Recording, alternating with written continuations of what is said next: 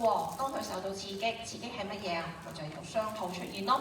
OK， 佢嘅時候咧，佢就會叫做活化咗。咁佢就伸晒啲手仔出嚟。如果你記得我講過，伸晒啲手仔出嚟，呢個叫做活化咗嘅血小板。咁好啦，活化嘅血小板會點樣咧？佢咧就會咧去捉住啲紅血球，或者捉住其他嘅血小板。OK， 做咗一個咧比較鬆散嘅血塊先。OK， 叫做暫時塞住、填補住我哋嗰個傷口嘅位置。咁叫做暫時好輕微地幫手止下血先 ，OK。不過咧，當佢活化嘅時候，係會釋放好多因子出嚟嘅。如果你記得啦，佢會牽涉我哋嘅前列腺素啦、血清素啦 ，OK。所以我上堂講呢兩個其實同我哋止血都有關係嘅 ，OK。咁好啦，總之咧要活化咗嘅血小板先會有用。正常嚟講唔應該活化㗎。如果我哋冇傷口，啲血小板都活化咗，咁即係咩問題咧？咪就係我哋而家要講嘅食藥咯。因為啲血小板太過活躍啦，令到你啲血液裏邊咧唔需要止血嘅時候，佢都止血，其實就係會整咗啲血塊出嚟。OK， 咁所以咧佢就會令到你血管閉塞咯。OK， 等等嘅情況出現。好啦，咁所以正常嚟講，有傷口刺激，血小板先會活化。好啦，活化咗嘅血小板塞住咗我哋嘅傷口，但係唔夠。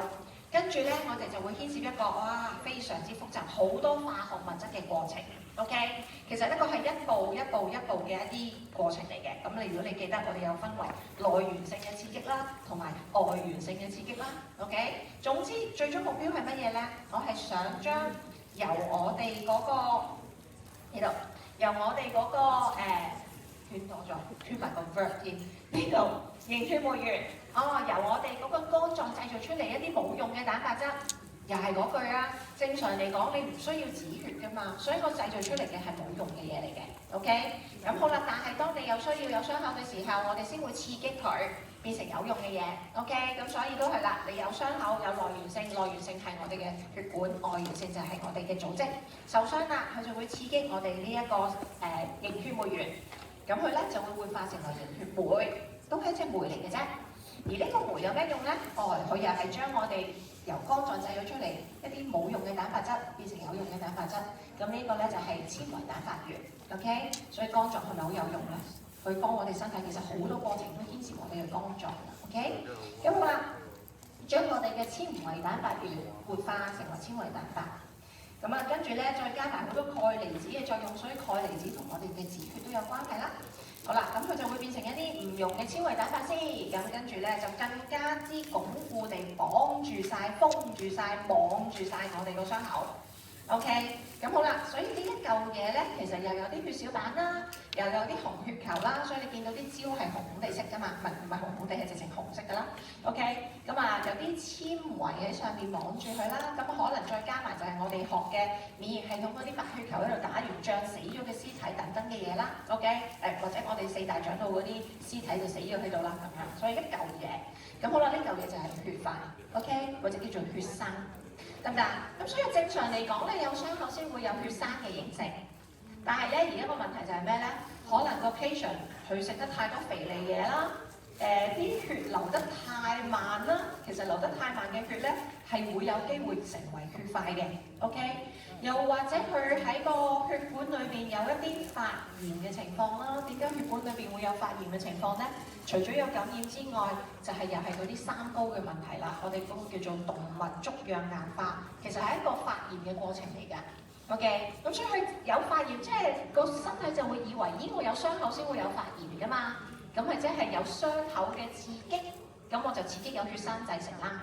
正常嚟講唔關事，你係入邊塞咗啲膽固醇喺你個血管嗰度，成為粥樣硬化，但係唔應該係需要止血，但係身體 sense 咗啦，所以佢激活咗我哋嗰啲血小板嘅活動，令到我哋產生咗止血呢個過程。OK， 咁好啦，或者一啲可能基因嘅問題啦，佢本身紅血球太多，啲血又係結踢踢嘅，或者係懷孕都會嘅，啲血會結啲嘅。OK， 好啦，咁所以呢啲因素之下，有機會身體就會出咗一啲叫做血栓嘅嘢。血栓有咩問題啊？咪塞血管咯。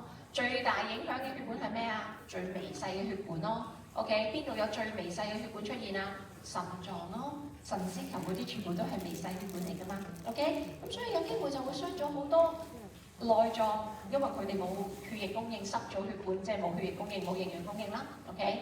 咁好啦，咁所以喺呢個情況之下，我哋就要食藥 ，OK？咁所以目的溶咗啲血栓 ，OK？或者唔好俾啲血栓形成 ，OK？咁好啦，喺止血呢一個，即係應該話防止血栓形成呢一個範疇嗰度咧，我哋有3類型嘅藥物 ，OK？有3類型嘅藥物。好啦，第一類型我哋叫做抗血小板嘅藥物 ，OK？ 好啦，血小板做咩嘢話？呢度活化嘅血小板。咁所以我哋呢一類型嘅藥物咧，我哋就係唔好俾佢活化，抗血小板啊嘛，唔好俾佢活化 ，OK？ 咁好啦，咁所以你睇咯喎，血小板本身就係喺我哋止血嘅過程裏邊一個好緊要嘅一個角色嚟㗎啦 ，OK？ 而家唔好俾佢喺冇任何傷口刺激之下活化咗，咁咪減低我哋喺冇任何傷口產生血栓嘅機會咯 ，OK？ 但係好容易就諗到啦，咁個副作用係咩啊？就係我有傷口嘅時候都唔係好食止血咯 ，OK？ 嗱，食呢一類型嘅藥物係嘅，難咗止血嘅啦 ，OK？ 好啦，咁所以嗱，你會睇翻啦，我哋本身因為佢啲血容易生，即係容易形成血栓，所以我俾第一類抗血小板嘅藥物佢 ，OK？ 咁好啦，可以睇翻有2大，即係抗血小板嘅藥物有2大類。第一，環氧合酶抑制劑 ，COS 啊，又係 COS， 有冇印象？喺我哋嘅 tutorial 係意外地擺咗好多條同 COS 有關嘅題目落去，呢個意外嚟嘅啫 ，OK？ 因為好急地做翻個第2嘅tutorial 出嚟，不過咧你都可以睇到佢唔緊要 ，OK？ 好啦 ，COS 有咩用？我哋上一堂講咗，我哋有分為 COS 1同埋 COS 2 ，OK？ 好啦 ，COS 1咧就喺我哋個胃嗰度見到 ，OK？COS 2咧就係我哋周圍都會見到，但係總之都係個作用係乜嘢咧？就係咧同我哋嘅前列腺素製造有關，前列腺素製造有關 ，OK？ 只不過係佢喺前列腺素喺我哋身體唔同嘅位置有唔同嘅作用。如果你記得前列腺素喺我哋個胃度係一個保護性質嚟嘅，我哋陣間都會再講多一次，講消化嘅藥、講胃藥嘅時候會再講啦。好啦，但係如果前列腺素喺我哋身體上面有啲咩作用咧？頭先就係講同我哋嘅止血有關 ，OK？ 同我哋嘅血小板嘅活化有關，因為血小板活化嘅過程其實需要到前列腺素 ，OK？ 好啦，咁所以我哋食呢一個叫做 COS inhibitor，OK？ 環氧合酶抑制劑，唔好俾 COS 做嘢，唔好俾 COS 去製造前列腺素出嚟。咁所以個目標咧就係而家要降低前列腺素 ，OK？ 咁所以都可以寫翻喺度嘅，即係令到大家去明白啫。上次講咗啦，喺個胃度佢係保護作用，呢個下次都會，陣間都會再講。減少胃酸嘅製造 ，OK？ 呢個係第一個作用。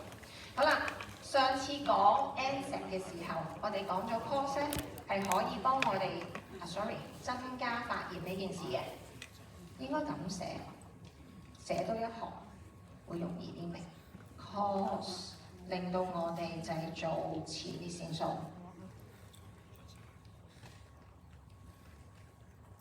，OK？ 咁好啦，咁有前列腺素喺個胃度咧，就係一個保護性，就係去減少胃酸嘅製造。好啦，但係喺我哋身體度咧，理論上有前列腺素係會令到我哋有發炎現象，正常係好嘅，因為我哋要發炎先可以打仗。OK？ 好啦，咁跟住咧。第3就係而家講啦，其實佢同我哋嘅止血有關，因為前列腺素係可以活化我哋嘅血小板，就係呢一度講啦。咁所以正常嚟講，我哋有傷口刺激血小板，血小板就會製造大量嘅前列腺素 ，OK， 同埋血清素等等嘅嘢，血生素等等嘅嘢。咁佢咧就係繼續去活化其他嘅血小板，令到我哋好多血小板都伸晒啲手仔，佢哋先可以拖埋一齊，即係做咗一個比較鬆散嘅血栓。OK， 咁好啦，而家隻藥就係要撳個 COS 啊嘛。